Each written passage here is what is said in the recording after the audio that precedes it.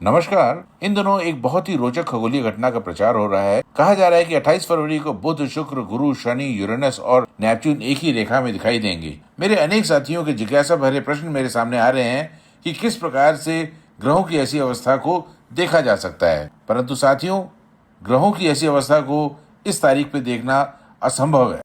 28 फरवरी की सूर्यास्त के बाद में आकाश का दृश्य कुछ इस प्रकार से था। बुध क्षितिज और सूर्य के एकदम निकट होने के कारण दिखाई नहीं दे रहे थे। शुक्र को हल्की सी चमक के साथ देखा जा सकता था और शनि को भी थोड़ी ऊंचाई पर अगर पहचानते हैं तो आप देख सकते थे। मध्य आकाश में गुरु और चंद्रमा स्पष्ट रूप से दिखाई दे रहे थे। चंद्रमा की तेज आभा के कारण बाकी कोई तारे और ग्रह स्पष्ट रूप से देखे नहीं जा सकते थे और ऐसी स्थिति में नेपच्यून और प्लूटो को देखना लगभग असंभव सा था। ग्रहों की ऐसी अवस्था को आप देख के समझ सकते हैं कि वास्तव में आकाश में ग्रह एक लाइन में नहीं थे और सभी ग्रहों का दिखना संभव ही नहीं था।